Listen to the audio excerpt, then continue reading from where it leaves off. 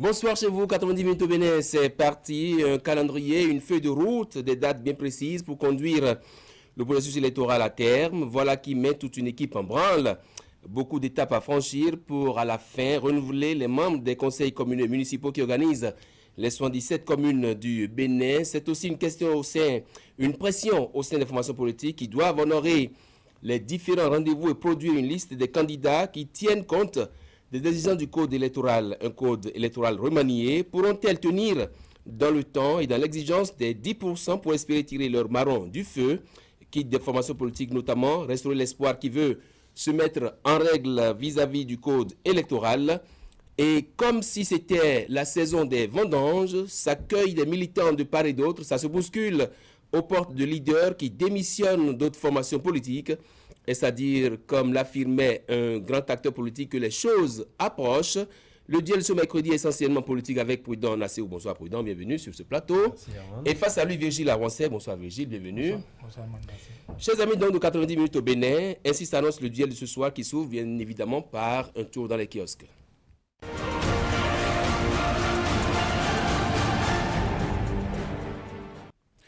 Fraternité pour démarrer, en route pour les municipales et les communales de mai 2020. L'aspect 10%, l'autre challenge au liste en compétition.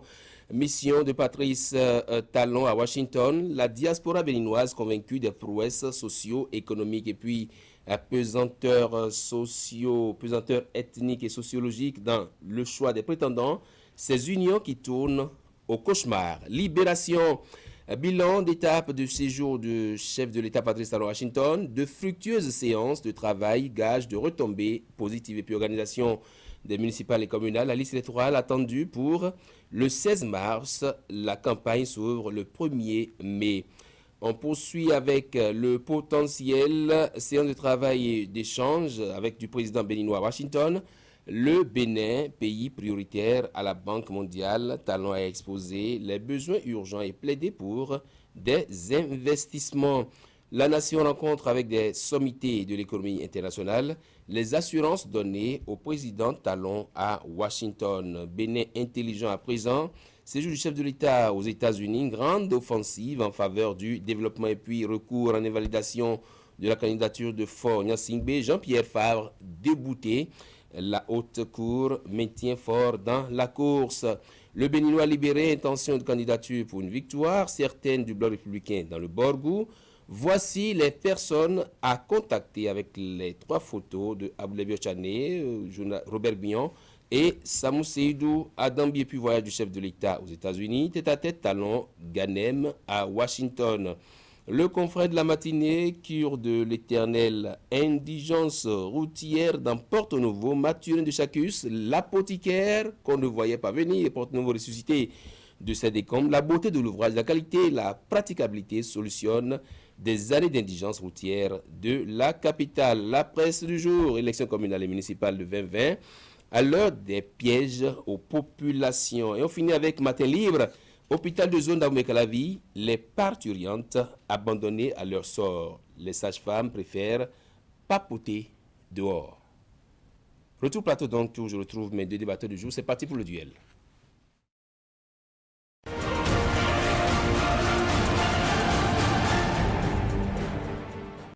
Très bien, Prudent, c'est parti. On a désormais le calendrier, la feuille de route de la Sénat et des dates bien précises également. Oui, il faut saluer quand même le professionnalisme qu'on observe depuis peu au niveau de la Commission électorale nationale autonome. Il ne vous aura pas échappé qu'il y a des années en arrière, les élections locales ont été une catastrophe dans ce pays. Et quand on observe ce qui se fait aujourd'hui du côté de la Sénat, on ne peut que s'en réjouir, s'en féliciter, parce que cette Sénat a été rendue pérenne pour un certain nombre d'années. Et aujourd'hui, on observe que les choses vont très très vite, du fait aussi de la routine, parce que cette Sénat a à son actif plusieurs élections, et les élections communales dédoublées des élections locales permettent quand même d'aller un peu plus vite, parce que si on devrait y ajouter les élections locales, ça va être assez lourd. Mais le fait que pour cette élection, il est prévu seulement au titre du code électoral de tenir les municipales et les communales, ça donne moins de travail à la Sénat, mais il faut qu'elle se mette rapidement dans la danse. Et à partir du moment où le calendrier est affiché, chacun sait aujourd'hui à quoi on doit s'en tenir. Les formations doivent jouer leur partition. Les institutions impliquées dans l'organisation des élections doivent aussi jouer les siennes. Et à l'arrivée, on pourrait, comme on en a l'habitude dans ce pays, nous féliciter d'avoir une fois encore réussi cet exercice qui nous appelle tous les 5 ans. Régis, le processus a démarré pratiquement et déjà le 3 février, on attend les premiers actes de la Sénat. Oui, pour moi, c'est normal parce que la Sénat est là pour cela. Elle a fait ce qu'elle devrait, de mon point de vue. Depuis qu'on a fini les élections, il y a 5 ans, elle devait savoir, et surtout elle, la Sénat, dans son agenda, qu'elle a, dans 5 ans, à organiser ses municipales. Et particulièrement depuis que le corps électoral a été convoqué par le Conseil des ministres, c'était parti. Et vous êtes sûr, vous êtes certain que si cela n'avait pas été préparé, on ne peut pas y arriver aussi tôt. Donc la Sénat, dans sa logique de professionnalisme désormais, n'a fait que dérouler les choses. Donc les choses étaient presque préparées. Désormais, il a de dates et quand il a de dates, la machine est lancée. Et il est à espérer que ça ne grince pas, qu'on n'ait pas de panne en chemin. Est-ce qu'on devrait craindre que la Sénat puisse, dans ce calendrier-là, en fait, être enrhumée par endroit et donc revoir un peu les dates? Non, cela s'est déjà vu par d'autres élections. On a vu déjà des réajustements de dates. Ce n'est pas à espérer, mais je crois que depuis que cette Sénat est là et qu'on l'a rendu pérenne, comme le disait Prudent, il y a certaines choses qui ont changé et ce n'est pas rien. Vous savez, les Sénats ad hoc, c'est à la veille des élections qu'on les convoque et tout est à refaire pratiquement. Non, ils ont désormais un personnel à disposition.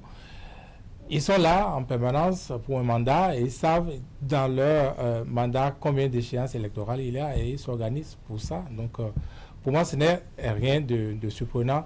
Il n'y a que désormais que la date est là, fixée. On doit accélérer un peu plus.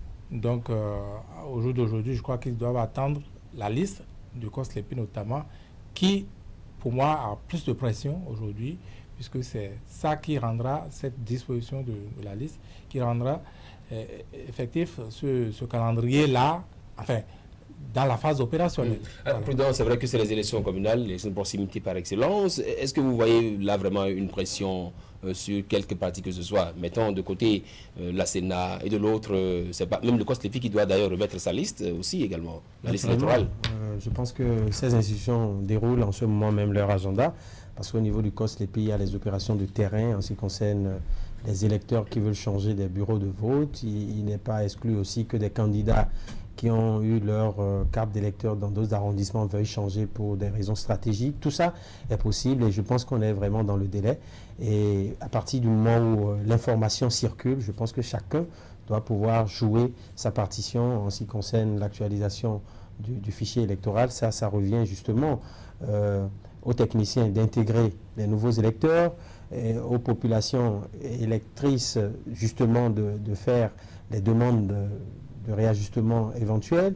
Et à la fin, je pense que le fichier étant là, on ne fait que l'actualiser, le toiletter, le mettre, je dirais, à niveau. Donc pour ça, moi, je ne pense pas qu'il y a une pression, parce que quand on prend aussi le COSLEPI qui est composé de politiciens, s'appuie sur un organe technique, qui est le CNT, qui est là, et puisque nous sommes à l'ère, l'ANT, donc puisque nous sommes à l'ère des technologies de l'information et de la communication, la base existe à ce niveau-là, et je pense que ce travail va se faire dans les règles de l'art. Il est à souhaiter aussi que les cartes d'électeurs pour ces nouveaux électeurs puissent être rapidement disponibles, parce que la distribution parfois crée des chevauchements. Donc ça, ce sont des choses qu'on doit pouvoir anticiper pour éviter des flottements. Maintenant, en ce qui concerne, vous l'avez dit, les partis politiques, il y a aussi un travail à faire qui a certainement commencé au niveau de certaines C'est quoi le formations. travail, à votre avis, au niveau des formations politiques? Qu'est-ce qu'elles doivent faire, ces formations-là? Mais nous sommes actuellement au moment où les formations politiques doivent recruter et établir la liste, les pièces donc, des potentiels candidats. Parce qu'il il faut pas attendre les derniers jours pour courir et pour aller chercher ces documents.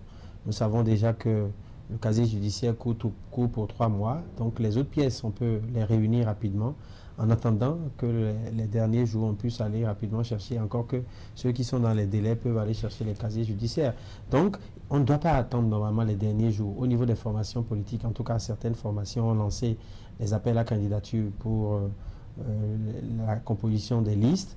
Et ce travail, en principe, c'est maintenant qu'il faut le faire. Est-ce que finalement, le travail ne s'en trouve pas un peu allégé pour des formations politiques qui, entre-temps, on faisait les élections municipales, communales et locales? Maintenant qu'il n'y a que les élections communales et municipales, je pense qu'à ce niveau, il n'y a plus tellement de pression sur les formations politiques. Naturellement. Et il n'y a plus de pression, il n'y a plus autant de pression qu'avant, mais la tâche est toujours là, immense. Il faut dire qu'un parti politique sérieux ne devrait pas attendre même la convocation du corps électoral avant de commencer par se mettre en jambe. En principe, on doit pouvoir savoir les leaders de chaque localité, savoir à peu près qui sont ceux qui vont à cette élection-là et apprêter les dossiers. Si on ne l'a pas fait, on parlait tantôt du professionnalisme de la Sénat. Je crois qu'un parti politique sérieux, eh bien, ça commence également par là. Les élections ne se préparent pas le jour des élections ou quand l'échéance est officiellement lancée. Il y a aussi l'autre décision de 10% qui va sans doute faire tomber beaucoup de forces politiques. Est-ce que vous avez également cette crainte-là? Oui, ça c'est un autre challenge. C'est un autre challenge, soit dit en passant. Moi, mon avis personnel sur cette disposition-là, elle est anormale. Parce que les communales restent des élections de proximité. Les problèmes de Cotonou ne regardent pas la commune de Tanguieta. On ne peut pas penser qu'on nous impose à Cotonou, par exemple. Je donne un exemple. Oui, voilà, un autre maire ou d'autres élus, alors que nous, on a majoritairement fait le choix de tel autre. Et on dira non, vous avez fait ce choix-là, mais le parti président n'a pas réussi. N'a pas au plan national à avoir 10%. Ça n'a aucun sens. Vous m'excusez, c'est une aberration. Mais ça a été codifié. C'est dans la loi, on en tient compte. Et les partis politiques doivent le savoir et doivent jouer avec. Quand vous allez à une élection, tout le monde ne gagne pas. Donc, ceux qui ont assez de muscles vont sans doute s'en sortir, mais les autres auront à combattre encore les années à venir. Oui, donc, sur les 10%. Non, sur les 10%, moi je n'ai pas du tout peur pour certaines formations politiques. Et pour la simple raison que quand on observe un peu ce qu'on a vu au niveau des législatives avec le taux de participation aux élections, on se dit que ceux qui sont restés chez eux sont certainement les militants des formations recalées. Et avec les élections inclusives qui s'annoncent, ces militants sortiront. Il faut craindre justement pour les formations politiques qui ont déjà pris part au scrutin, je voudrais dire, législatif. Parce que le taux d'absence, le taux de participation étant faible, ceux qui sont restés chez eux, je suppose qu'ils... Bon, ça c'est une analyse basique, je suppose qu'ils sont les sympathisants ou militants des autres formations politiques. Et quand on prend ces agrégats-là, on peut justement se dire que les autres formations qui viennent là risquent justement de ne pas être freinées par cette logique de 20%. Et de 10%, les 10% à calculer sur le nombre de personnes ayant voté. Donc à partir de ça, je sais que ça va aussi fragiliser certaines formations politiques qui n'auraient pas vraiment fait un travail de recrutement de leaders au niveau des grandes communautés, parce que ne l'oublions pas, les élections de proximité sont des élections où les gens connaissent leurs dirigeants, et en même temps, ceux qui sont là et qui ont un mauvais bilan seront justement punis par les populations de ces localités-là. Qu'on appartienne à la liste ou aux formations politiques du président de la République ne garantit pas forcément qu'on puisse rapidement revenir. Et il y a aussi le problème des positionnements qui va fragiliser certaines listes.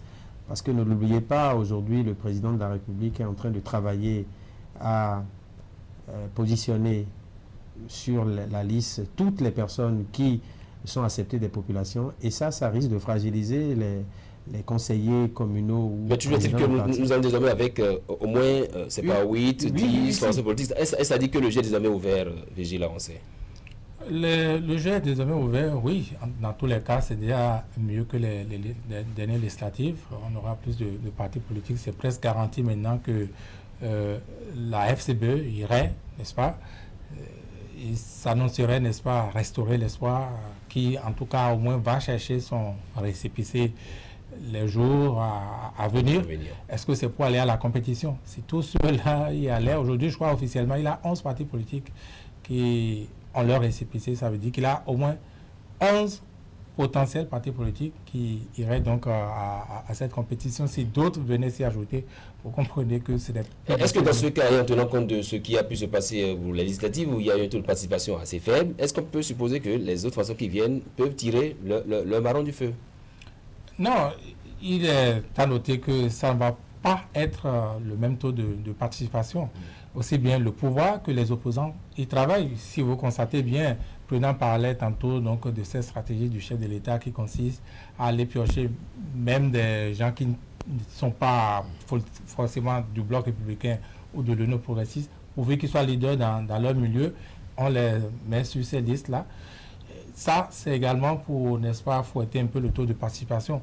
Et j'ai parlé tantôt de la FCBE, mais si ce parti de l'opposition y allait, par exemple, il devait du moins y aller et avec ses militants. Et quand vous prenez l'engouement que, disons, le fait même que le parti de Boni Aïe se réveille, l'engouement que cela suscite dans certains milieux, vous vous dites, oui, sans doute, cela va avec une participation plus forte. Il en est de même pour d'autres partis. Je peux dire la même chose du parti du Renouveau démocratique, par exemple, qui n'était pas aux dernières élections. Cela a pu peser, n'est-ce pas, dans le taux de participation. Est-ce qu'il est à plaindre, en tenant compte du code électoral, que des partis politiques, bien qu'ayant déposé des listes de candidatures, puissent se retrouver, en fait, puissent être retournés et ne pas prendre part à ces élections parce qu'ils auraient enfreint aux dispositions du code électoral?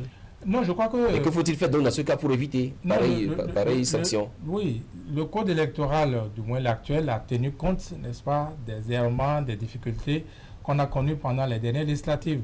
Et cela a été corrigé. Je sais au moins que même si... Il y a ce délai qui permet de corriger les choses désormais. Même si deux candidats ou un candidat se retrouve sur deux listes à la fois, ça peut se corriger, ça peut se reprendre. Avant, ce n'était pas du tout possible. Donc, il a plus de marge de manœuvre aujourd'hui pour que... eh bien, on connaisse moins ces difficultés-là que pendant les dernières décennies. Nous avons désormais une Sénat qui peut permettre à des formations politiques de corriger des listes. Ça veut dire que la pression est davantage plus grande sur la Sénat désormais. Oui, mais dans le même temps, les partis doivent jouer leur rôle en amont, parce que ce sont les partis qui déposent les listes. Si un travail sérieux est fait au niveau des formations politiques, vous voyez déjà que au niveau de la Sénat, ils ne connaîtront pas ce triste revers. Mais dans le même temps, la loi leur permet de se rattraper. Mais dans le cas où la Sénat constate qu'une liste de candidatures est incomplète et que dans les délais, les remplacements nécessaires n'ont pas été faits, systématiquement, c'est cette candidature-là qui est invalidée au niveau de cette élection-là. Ça peut être municipale ou communale. Donc, candidature, ça risque de ne pas être seulement la candidature. Vous devez présenter des candidats dans toutes les communes, surtout qu'il a 10% au plan national. Oui, mais l'invalidation, vous ne comptez déjà pas. Au titre du code électoral, on peut invalider une candidature, pas la liste, comme ce fut le cas pour les législatives. Ça voudra dire... Mais vous remplacez. Si vous ne remplacez pas, c'est toute la liste qui est écartée. Vous remplacez.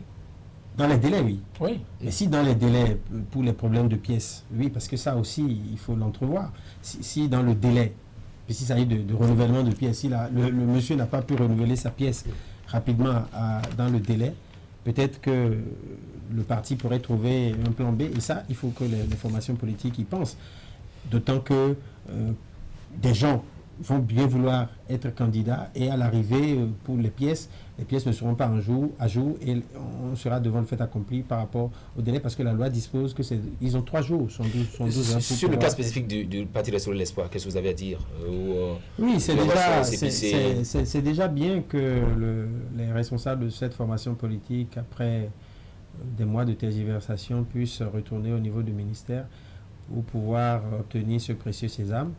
Vous l'avez dit, sans ce précieux sésame, vous n'avez pas une existence légale. Et si vous n'avez pas une existence légale, vous ne pouvez pas participer aux élections. Et la loi dispose aussi que les formations politiques, même qui existent légalement et qui ne participent pas à 2 élections consécutives, perdent de fait leur résistance légale. Donc c'est bien que la formation politique soit en train de courir. On espère bien que les choses vont bouger au niveau du ministère de l'Intérieur pour que, on sente quand même qu'un effort est fait du côté du gouvernement. Finalement, il y a le parti de Kandé Dazamé qui veut entrer dans les rangs. Et vous avez commencé par le dire déjà. Oui. Qu'est-ce qui a pu motiver cette option de restaurer l'espoir, à votre avis?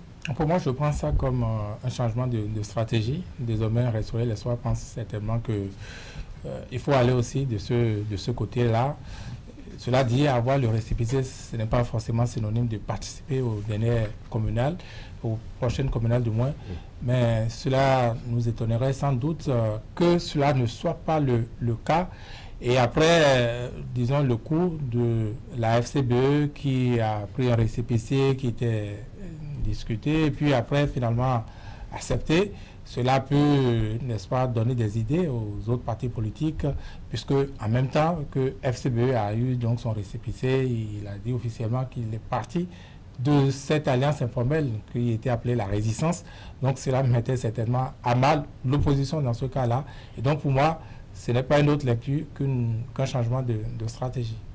Est-ce que vous comprenez un peu ce qui se passe actuellement, où c'est comme la période des vendanges, quelqu'un démissionne, on veut l'accueillir ici, on débauche l'autre pour le ramener ici, alors même que la réforme du système partisan est censée corriger tout ça là, Gilles? Malheureusement, la réforme du système partisan n'est pas passée par là. Ça fait partie des faiblesses, je l'ai dit plusieurs fois déjà, des faiblesses, n'est-ce pas, de cette réforme-là, parce que l'une des plaies de la politique ou du système partisan au Bénin, c'était également, effectivement, ces allées et venues là, selon, n'est-ce pas, les profils. Mais maintenant, ce qui se joue aujourd'hui à la veille des élections municipales et communales, pour moi, ce n'est rien d'autre que l'avant-guerre de positionnement. L'avant-guerre de positionnement, donc, si c'est les partis qu'on observe le plus, où on voit plus de mouvements, je trouve que, eh bien, le bloc républicain a fait de nouveaux recrutements, par exemple, qui me dérangeraient, moi, dans mon arrondissement. L'arrondissement étant la circonscription électorale, je prends mes responsabilités. J'ai encore le temps, n'est-ce pas,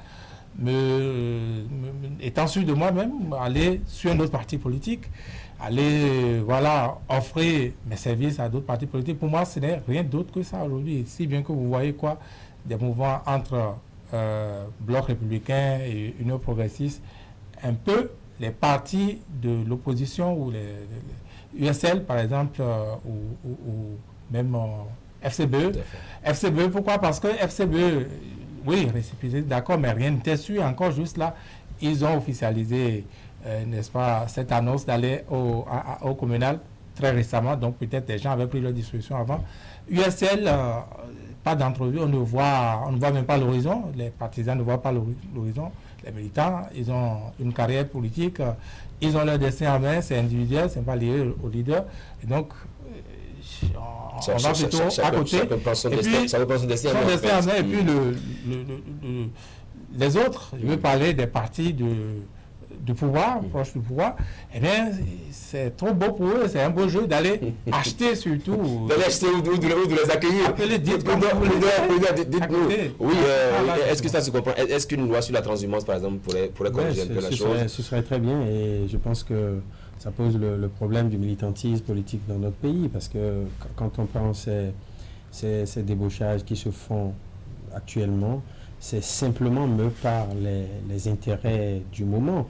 Et il y a aussi qu'au niveau des formations politiques, malheureusement, on ne fait pas les choses dans les règles de l'art, parce que le système démocratique impose quand même que pour de telles élections, dans un souci d'impartialité, on fasse l'option des primaires. Et ça manque aujourd'hui au débat politique au Bénin, où, excusez du peu, ce sont les leaders qui, dans leur chambre ou antichambre, peuvent positionner qui ils veulent. Et nous savons aussi que les positionnements se négocient et se monnaient à travers l'espèce sonnante et trébuchante. Donc ça, ce sont des choses auxquelles nous devrions véritablement tourner dos pour faire l'option de vrais leaders, pour faire l'option des principes démocratiques.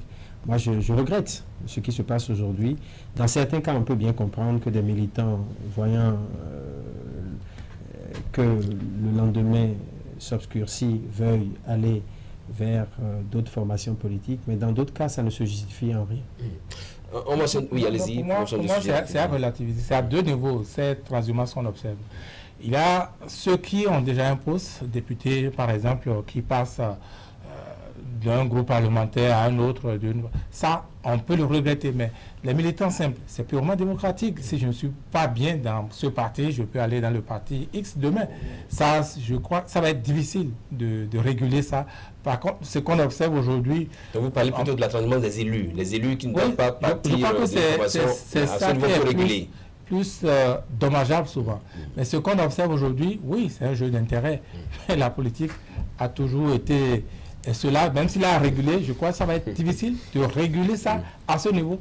Ce sur qui il faut faire la pression, là où il faut réguler, c'est beaucoup plus les élus. Il nous reste quelques 2, 3, 4 minutes. J'ai envie de prendre votre avis sur... c'est vrai, j'avais annoncé la politique, mais on va parler aussi de l'autre élément. Le général civil Faletti qui se retrouve désormais aux mains de la justice. Qu'est-ce que vous en dites, vous, Prudent? Non, mais en fait... le général civil, bien sûr. C'est quand même dommage qu'un jeune de cet âge, ça donne une aussi sale besogne, parce que quand on voit un peu tout ce qui lui est reproché aujourd'hui, en tout cas de façon officielle, d'abord par le procureur d'Aboumé et ensuite par la police républicaine dans sa sortie, on se demande comment on en est arrivé là. Parce que ce jeune qui, excusez, est quand même notre jeune frère, parce que quand on voit son âge, il est né en 90, la trentaine. Quand on a 30 ans, on a mieux à faire que de s'adonner à de la vahucrasie de second rang, parce que là, ce n'est plus de la vahucrasie de quartier. On est rentré dans le gangstérisme avec des armes sophistiquées. J'ai entendu des choses suffisamment horribles. Et aujourd'hui, je pense que la police doit aller loin et ne pas se limiter à ce seul Faletti qui commande qui commanderait, je suppose, une troupe ou un gang. Donc il faut interpeller les autres pour que ces genres de modèles de vahucrasie soit découragé à jamais. Oui, Gogel. Non, j'ai toute autre lecture. Moi, je pense que Faletti est un plaisantin, je le dis carrément. Parce que, oui, il se faisait appeler général, mais un général ne se comporte pas de cette manière. Vous faites une option, vous restez dans cette option. Il est général au front, il a engagé des gens, n'est-ce pas? Et puis, il va se retrouver dans juste par parcours avec une femme. Tout de même, c'est pas le front. C'est évident qu'il a été livré, parce que ils ont trouvé les armes sophistiquées où... Oui, mais il se trouve il a été livré là où on parce l'a que pris. là, Moi, je crois que c'est pas le front, c'est pas là où on pouvait trouver. Bon, maintenant, on l'affirme de terrorisme. Pour moi, c'est pas du terrorisme, c'est plus, n'est-ce pas, du gangstérisme, comme le disait Prudent. Oui, mais elle peut peut-être agitée par des milieux, je n'en sais rien. Mais la gestion qu'on en fait, ou tout de suite, c'est la criette.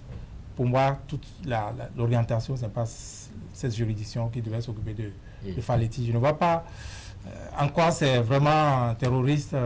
Je ne vois pas. Il est plus un plaisantin que toute autre chose. Il est plus plaisantin que terroriste. Parce que si vous avez choisi une option, il a choisi l'option de oui, d'accord. Mais en plus, on a retrouvé assez d'argent sur lui. Oui, beaucoup d'argent. Je ne lui apprends rien, mais bon.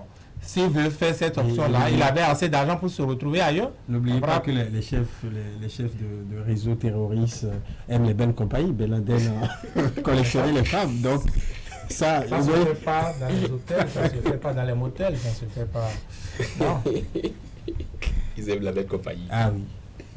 Il était bien accompagné. Mais bien sûr. Merci beaucoup à vous, Virgile Laroncé. Merci d'être passé sur le duel. Merci à vous, Prudent Nasseo. Dans le court instant, la demi-heure d'information, et nous installons juste après Franck Ressou, acteur politique, conseiller communal d'Aboumé-Calavi. Il est président de la commission permanente chargée des relations avec la société civile. Gardez votre position d'écoute.